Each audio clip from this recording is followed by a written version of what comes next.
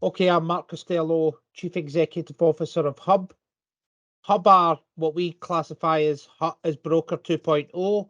So we are an AI-driven automation insurance broker that allows a streamlining of the whole process of buying commercial insurance.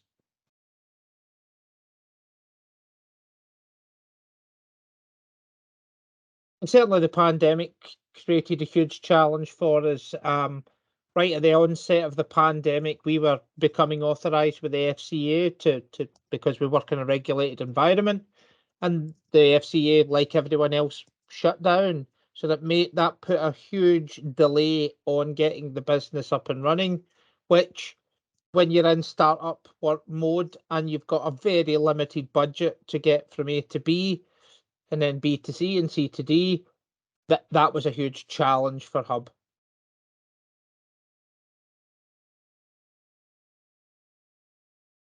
So we bolted down and rode out the pandemic as best we could, reserving cash as best we could because we couldn't trade, we couldn't bring on customers. We were basically at that point, should have been, transiting from being an idea to being an operational business. So we just had to bolt the door and wait until things started moving again and we got authorized.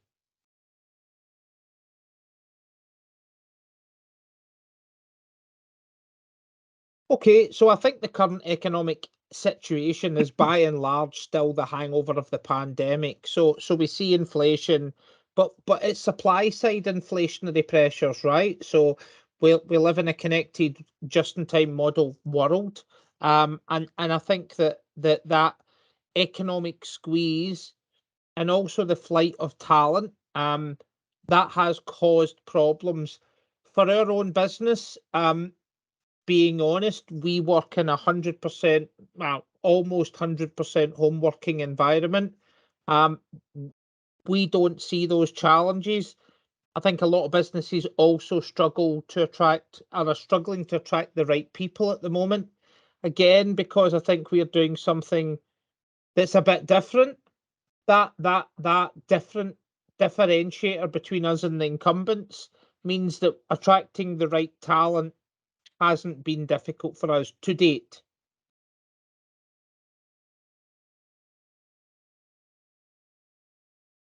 I suppose that's a challenging a question that I would need to think about. Maybe we have. So I think that that whilst we are completely focused on aggressive growth, usually aggressive growth comes with aggressive expenditure because of the financial cycle and wanting to protect positions. We maybe haven't been as aggressive as I would have liked, but we're still pretty aggressive.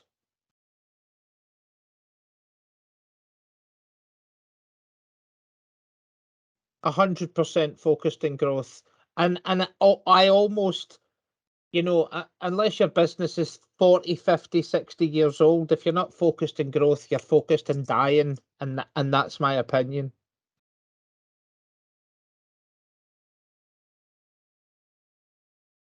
Technology advancements.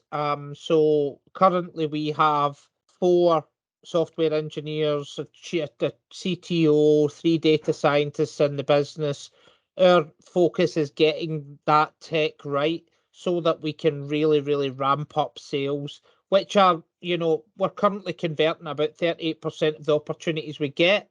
That technology advancement will allow us to process more and more customers and take them off of the customer wheel and put them into the customer off the prospect wheel and put them into the customer wheel.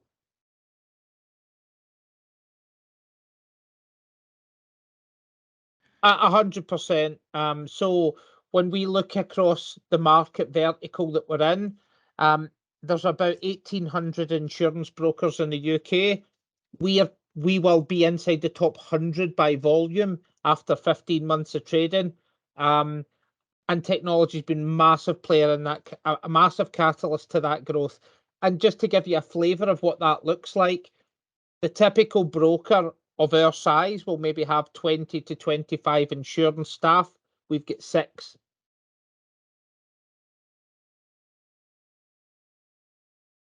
I don't have any negative views about globalization. I mean, I think the thing is, even if you do have negative views in globalization, there is no retreating from globalization.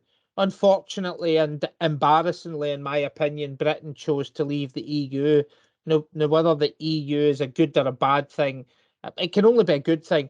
There's obviously problems with the EU, but leaving it was a huge disaster for Britain. I actually think in a mindset as well as an economic view as well.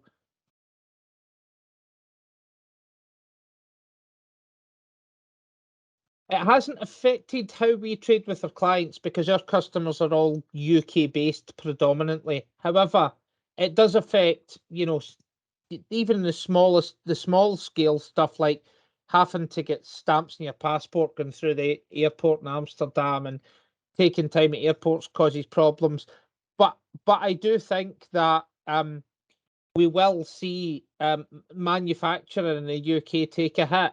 That's undoubtedly losing your biggest customer base is a problem. And insurance is a great bellwether. Commercial insurance is a great bellwether for how the economy's doing because we insure those enterprises that build stuff and make stuff and ship it all over the world. And I fully expect to see good businesses going to the wall or relocating to EU jurisdiction because they can't trade from here anymore.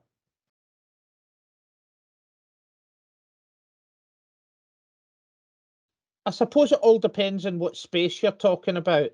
I think that the UK needs to start looking towards growth, and growth comes by investment.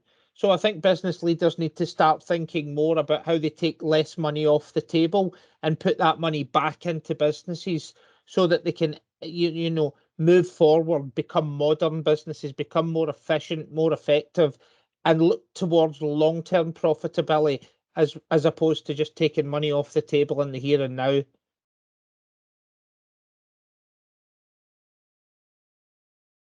First of all, I think that the inflation has become like the boogeyman, and I don't think that inflation's necessarily a bad thing. Obviously, unchecked inflation is, but as I said when we talked earlier about the pandemic, a lot of the economic pressures on the economy are supply side. And I think once those supply chains get back up to full speed, then I think that should start to see green shoots of recovery. So I actually think this downturn, recession, if that's what it is, I think that will be short lived as long as government make the right political decisions about steering the economy through that.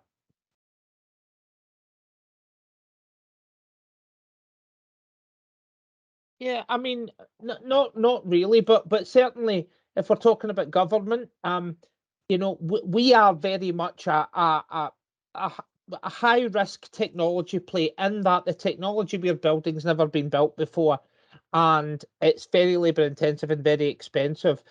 And if we want to really drive the economy of the future, R&D tax credits need to be beefed up, and how government helps companies. I think that Innovate UK and such like, who offer grants and competitions and stuff, that's all very well and good. But then what you end up with is civil servants picking who they think the best business bets are. And with greatest respect to civil servants, what do they know about business? I think that R&D tax credits being relaxed, especially at the very early stages, because they've been wiped out almost, and that's a great shame because they have been the catalyst for some brilliant businesses, ours included. Um, that needs to be addressed, and it needs addressed as quickly as the sorting out people's gas and electricity bills because that obviously needs sorted out as well.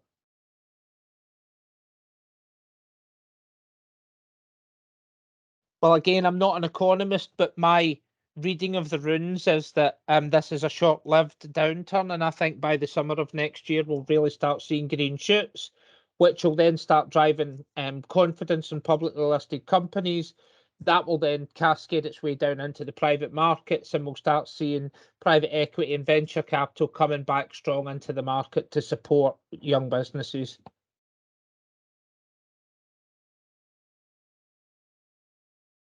Yeah, I mean, we're growing. We're in our second year of trading, and we fully expect to finish year two at about north of 140% growth on year one. That there's lots and lots of growth out there. It's just about being confident and laser focused to get there, and also making sure you take your team with you to get there, and making sure they're rewarded.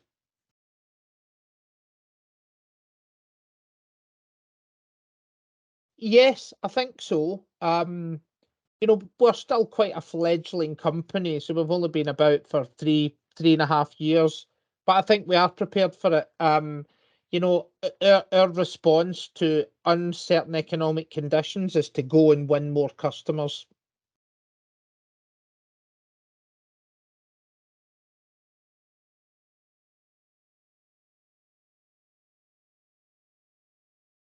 I think that there's two options for this. The first one is to tax the windfall tax the energy companies. 170 million billion of excess profits across the next 18 months will cover the cost of where we are now.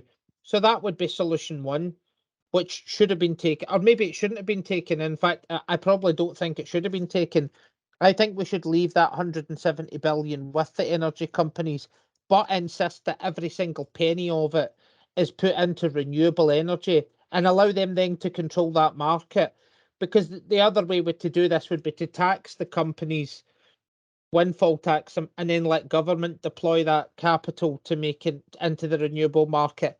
And I feel more comfortable that those large companies would be better at deploying that capital into renewables than the government, who, to my mind, again, aren't business people and would do it wrong.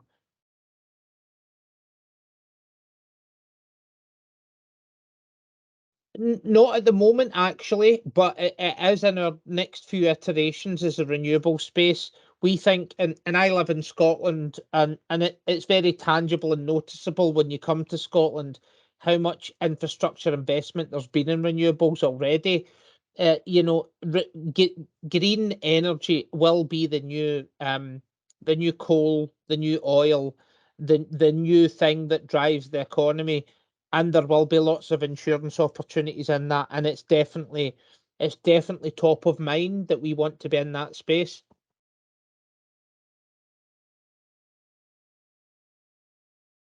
So I think that the insurance industry, as far as dealing with a crisis in a better way, and just anecdotally, one of the biggest insurance companies, I mean, this is it's in the public domain, so I may as well say it. Royal Sun Alliance actually made a publicity splash. Now, this is where I started my career, a company that I hold dear.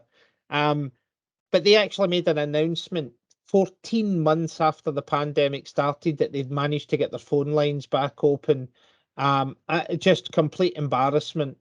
I think that as an industry, especially when we are, the proponents of risk management to business owners, really need to think about what we're doing in it as far as how we're preparing for the future, because the industry is way behind so many sectors.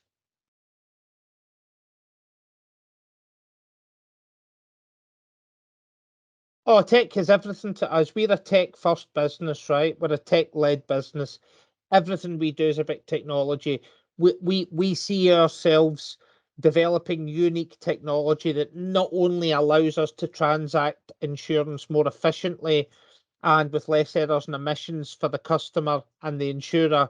We think we can use it, and we're already starting to use technology to give our customers risk management tools that make their businesses more efficient and easier to manage.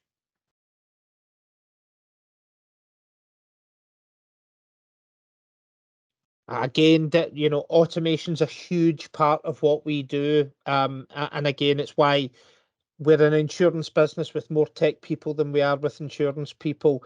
Automation is a huge part of what we do. Again, because it removes repetitive jobs, taking the computer out the person, right? Letting tech run all of the manual tasks and letting people focus on high value tasks that the customers actually benefit from.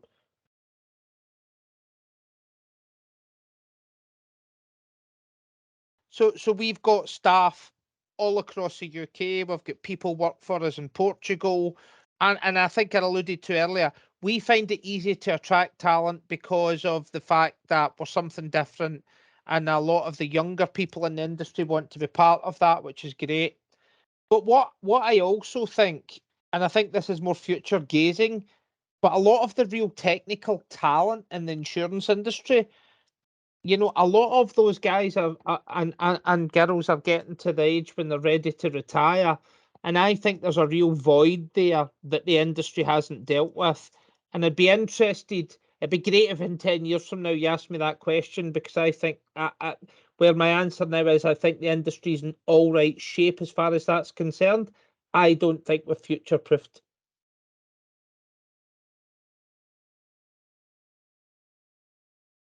Yeah, always, always. So, as of April last year, we were 3 full-timers. Today we're 24.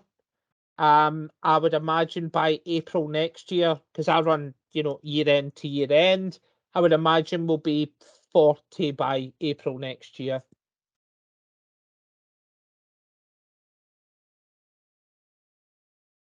We've got 2 office spaces that we basically don't use. We have got a completely home working policy, or work from where you want policy, actually. Not work from home, work from where you want.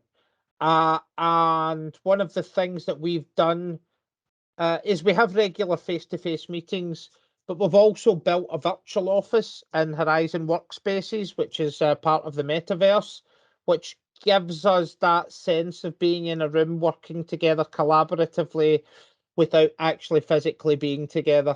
And that's been hugely beneficial for us.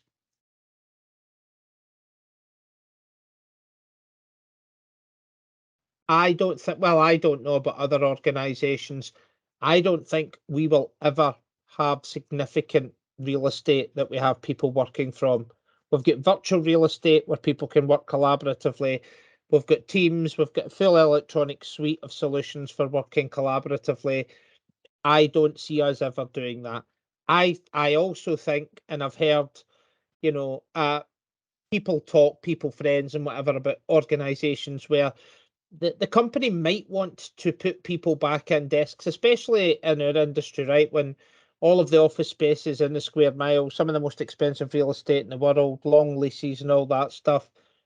But when you're coming up against, that, can we force really talented people to do an hour and a half commute either way every day when they were just as productive working from home? That's a difficult sell.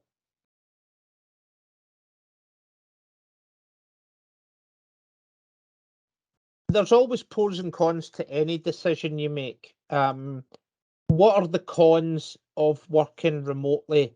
Well, I think we address that by giving people that collaborative space in Horizon, and I think that really helps us. I think it's better for building those personal relationships face to face. I've no doubt about that. But if you've got a team and you've got people with kids and you've got people with other obligations outside of work, giving them that flexibility that they can work from home or whenever they want, as I keep repeating that because it's work from where you want, that's a huge, huge thing. Having that flexibility from a personal lifestyle viewpoint is more important than knowing what John in accounts' dog's called and all that stuff I just do.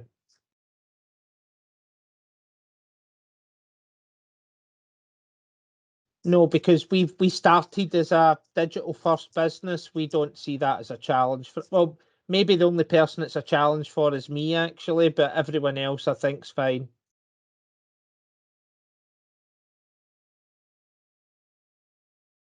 Yeah, that's something, and another thing that's top of mind. So what we really want to do is sit down and build a 360 development package for all our staff. But we're a startup still, so that's something that, while it's top of mind, we're not executing that at the moment. But very much our view is we hire the best person we can afford for each role, because we'd rather have one good people than two average. But upskilling people is absolutely top of mind. And I think, having worked in financial services all my life, there always seems to be a broad brush approach to that. We really want to tailor packages for individuals, because we don't have lots and lots of people doing the same tasks, and we really want to have a tailored program per person, that them and HR sit down and, with influence from their peers, help build that out for them.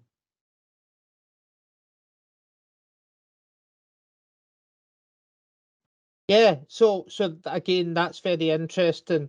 So for more senior people in the insurance part of our business, we need to teach them about letting go of stuff and letting technology take over the mundane, which for some of them can be difficult and challenging. I get that. But we just need to let them believe in what we're doing with the technology, and then upskilling them so that they have more technical knowledge, because a lot of the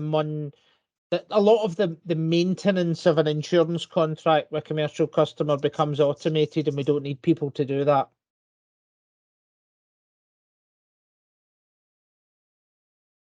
Well, we've got a very, very simple culture, which is we get stuff done.